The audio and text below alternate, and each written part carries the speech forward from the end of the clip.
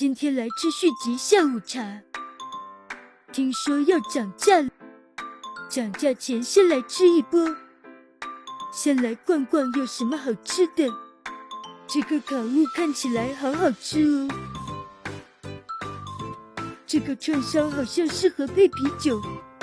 上菜了，生鱼片先开始，手卷脆又新鲜。